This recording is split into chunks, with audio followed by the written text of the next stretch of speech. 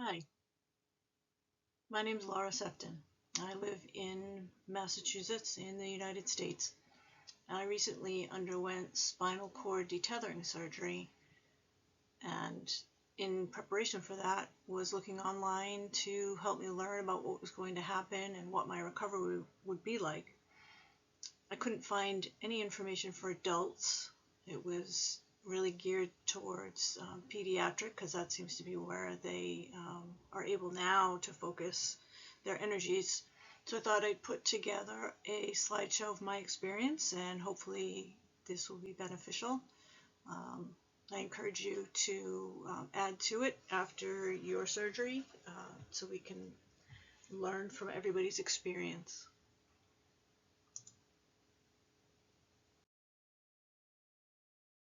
So once your surgery is scheduled, you're going to have pre-admission testing. For me, that consisted of getting an EKG, a blood draw, a medical history. All of the EKG and the blood draw ended up in my medical record, and I was able to see them in the portal. And there was a finding on one of them that I needed to follow up with my PCP on, because it was not anything that my neurosurgeon was going to deal with. So I urge you to check your results for any findings that kind of are outside of your neurosurgeon's responsibility.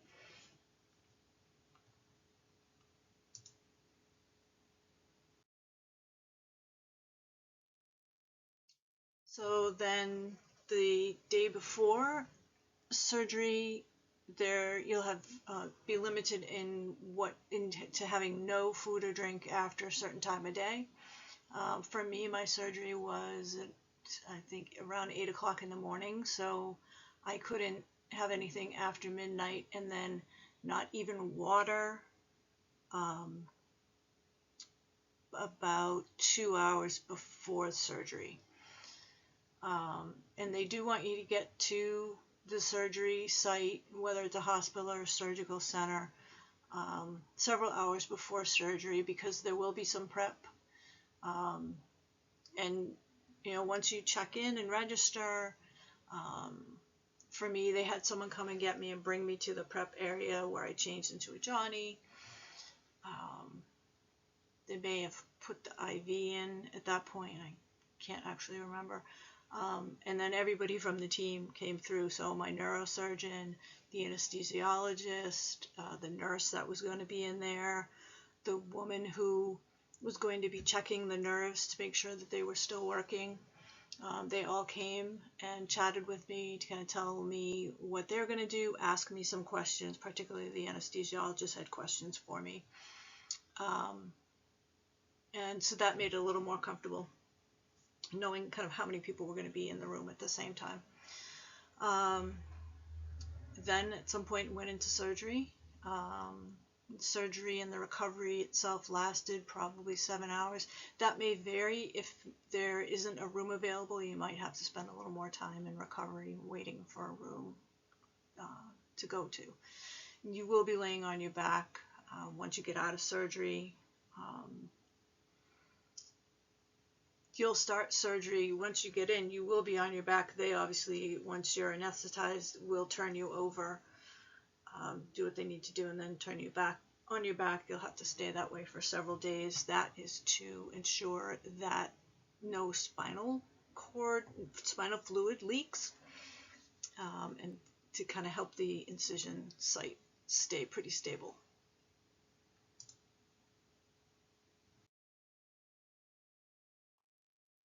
So once you wake up, you'll find you'll have a number of medical equipment attached to you. You'll have an oxygen tube in your nose.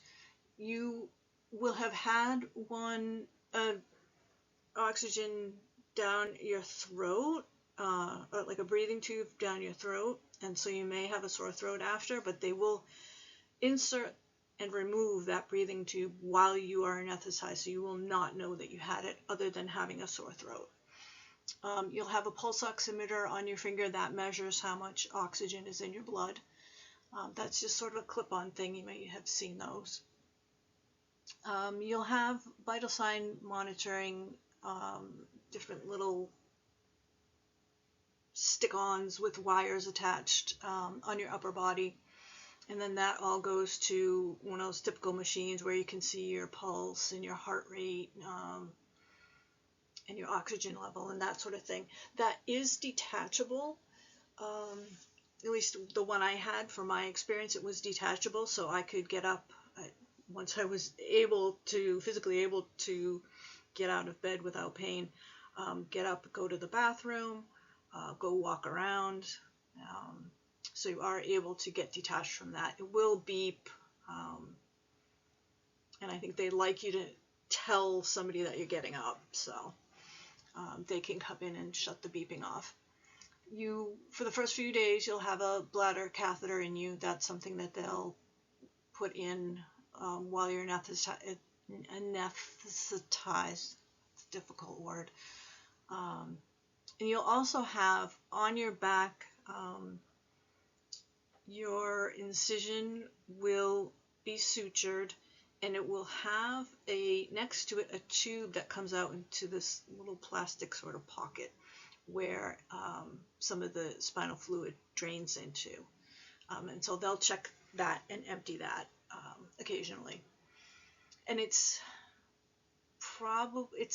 only maybe 2 or 3 inches in diameter, so it's a pretty small thing. You'll also have these air compression wraps on your lower legs. These automatically inflate and deflate, and this is to help with not getting any kind of blood clots because you aren't moving at all. So those will come off after a few days. They do make you very warm. That was my experience. And the room itself was warm. You can ask for ice packs, and that can kind of help with that.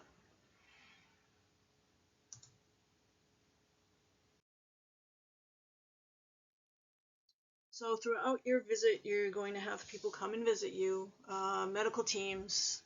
Your hospital stay may be 5 to 7 days. So every morning, your neurosurgeon will come check in on you. It'll be a short visit, and the same with an attending and a medical resident team. They'll both want to see your incision. That is a time where you can ask some questions. They'll ask you how you're doing, and you can let them know. Every few hours, you will get your blood pressure and temperature checked by a medical assistant or a tech. Other techs will come in and help you with things like bathing, ordering food, or any other needs that you have. You'll see nurses several times a day for medication delivery, and then they also check your neurosigns. So they'll ask you some questions, some routine questions. Where are you? What kind of surgery did you have? They'll check the strength in your feet and your hands. This is to kind of ensure that the surgery went well, that your nerves are still working, there aren't any issues. You may also see a caseworker. They'll come in and they'll set up visiting nurse and home services, so they may only come once. They may be able to help with other needs, so you might see them again if there are other needs that they need to take care of. The social worker will also come and visit. I believe it was the social worker, I could be wrong, who set up or had me fill out the healthcare proxy form. If you have already designated a healthcare proxy, you'll want to bring a copy of that form with you, and then they can put it on file. This is, I think, more of a routine thing than something that they expect that something bad will happen. You'll also see a physical therapist and an occupational therapist. They'll come in towards the beginning of your stay, probably in that first full day that you're in the hospital, first or second day. They'll introduce themselves, just kind of check where you're at. and they have to sign off at the end of towards the end of your visit to make sure that you can get around, like with a walker. You can go up and down stairs. If we have a few stairs at our house, so I think they needed to make sure that I could go up and down stairs. I don't know if that's routine. If you don't have stairs, maybe they don't do that.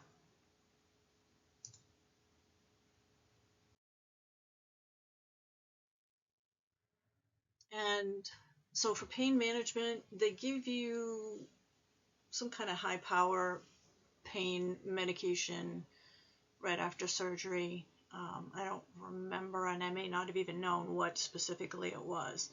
But after a day or two, they'll transition you off that onto, well, they transitioned me onto Tylenol, like extra strength Tylenol. And so that was one of the medications that they gave me. So they'll give you your routine medications that you take normally. Some they may discontinue. That's another piece that you want to sort out before surgery, and they'll ask you, I think as part of the pre-admit, about that. So they'll keep you on the medications that they feel you can stay on during your hospital stay. They'll keep you on the pain meds as long as you feel you need it. They'll give you something like a stool softener, and a kind of like a prednisone type medication, and so then with that, an acid reducer for your stomach while you're taking that particular medication. At least this was my experience. I shouldn't say that this is, what everybody will do. And then I also was given a medication for muscle spasms. I honestly don't know if I had muscle spasms and that medication worked. Once I got home from the hospital, I didn't continue taking it, and I didn't have any issues. So, and as far as pain, it was pretty intense. Maybe the first few days, definitely the first full day, and it got less on the second day, and then just kept going down from there. And I think even by day 3 or 4, it was manageable with Tylenol. And then I was able to start to get up and get moving. And they do want you to do that. They'll have walkers available for you. So get up and walk around the unit. A nurse or a tech will come and walk with you if you want. You might feel unstable initially because you haven't been off your back for a few days. And I would just advise to be honest about the level of pain that you have and take the medication that you need. I kind of didn't, I guess I didn't measure it correctly in a way, because for me on like the second day, I couldn't move from my back, just even to tilt over a little bit for them to look at the incision. So I should have gotten more medication.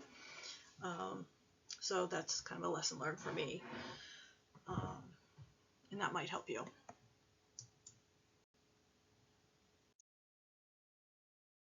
So prepping for discharge, this is more kind of what's going to happen while you're in the hospital, and along with all those visits that you get, and then kind of what a couple of steps that need to happen before you are discharged. So they will at some point listen to your stomach to make sure that it sounds like things are moving. You won't be restricted on diet. Anything that you want to eat, you can, unless you have other sorts of medical restrictions. Interesting thing that I am lactose intolerant, but I know what things I can and can't eat. But because that was in my record, the cafeteria or the food service would not let me have even like something like bread, and like, well, there's milk in there, but it's cooked. It's far away from being very fresh. So I had to get that changed so that I could have bread. But there were plenty of other things to eat, so it really wasn't that big of a deal. So towards the end of your visit, they will remove the bladder catheter. They want to make sure that you can pee on your own. If you are having trouble, they will teach you how to self-catheterize if that is needed. On the last day, they'll remove the drain tube at the vital sign monitor, anything else that you might be hooked up to. The things that they have on your legs, those will get removed pretty early on, maybe the third day or so, particularly when you start moving, so that will already be out. In the oxygen also, you'll have that initially, but they'll taper that off, and so that will also be gone way before your discharge day. You'll check in with physical therapy and occupational therapy. They kind of have to sign off that you're able to be discharged. They will give you a walker to use at home. I did take one. I think if you have one, or you can get one for free somewhere, somebody that you know has one, bring that with you so that you don't have to buy one. Your insurance will pay for it, I believe. My insurance did. So you don't really have to worry about it. But I mean, for me, I used it maybe 2 days, and but I have a small house, so you might find you need it for more days. And then on the day that you're discharged, they'll give you the rest of your medication. So some of the medications you have to, like the prednisone type medication, I had to taper off. So that was still continuing while I was at home. They gave me Tylenol. They gave me some of the other stuff that I could take if I needed it. So again, it's a schedule. Take this at this time, or take it twice a day, or that sort of thing.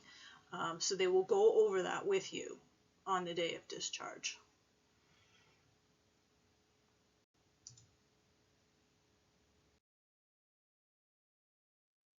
So once you're discharged, you'll get a visit from a visiting nurse.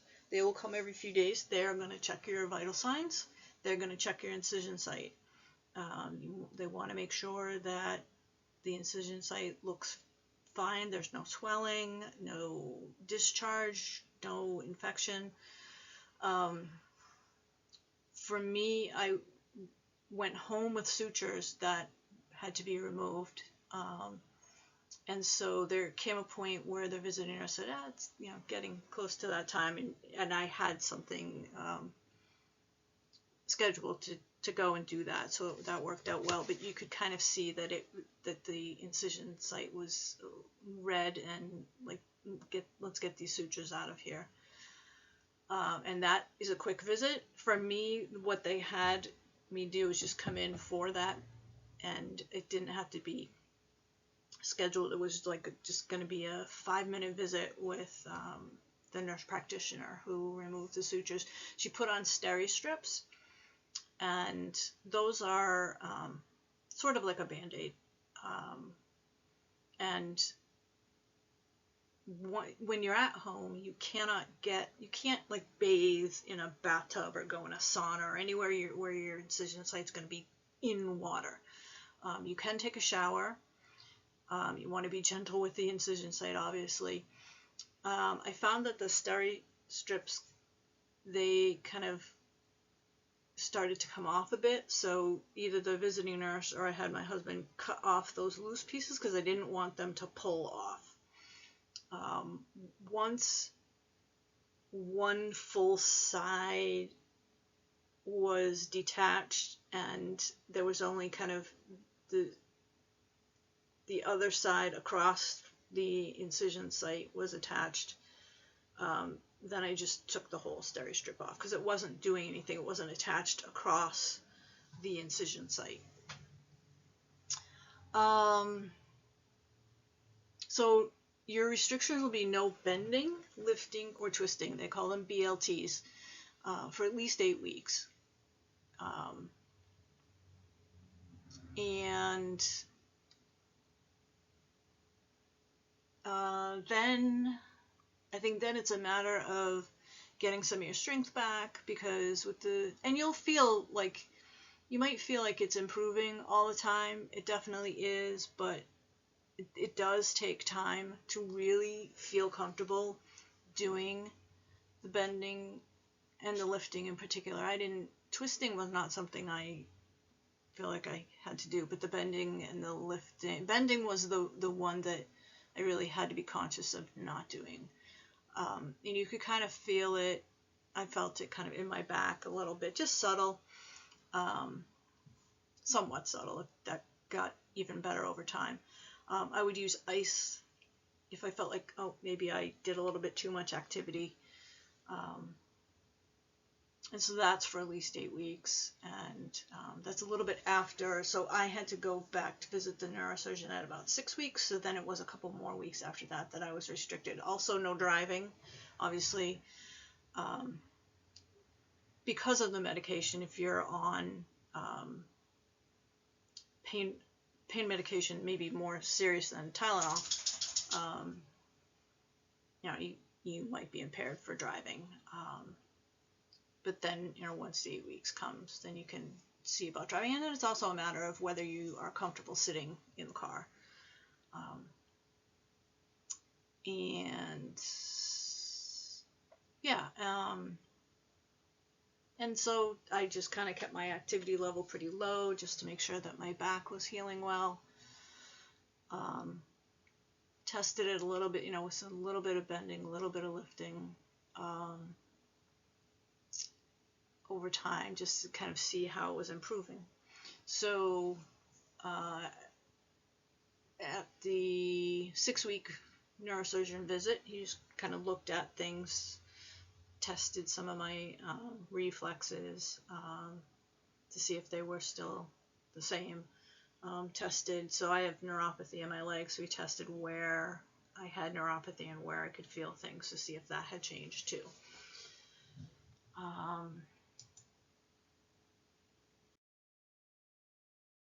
So that's it. That's kind of my experience. Some of it may be something that you experience, but I think for me it was, I would find it helpful to have something like this before I went in, because it does make you anxious. Like, you have no idea what to expect and what to plan for. Particularly if you're planning ahead, if you're working, and like, how much time, how serious is this, can I sit and work from home?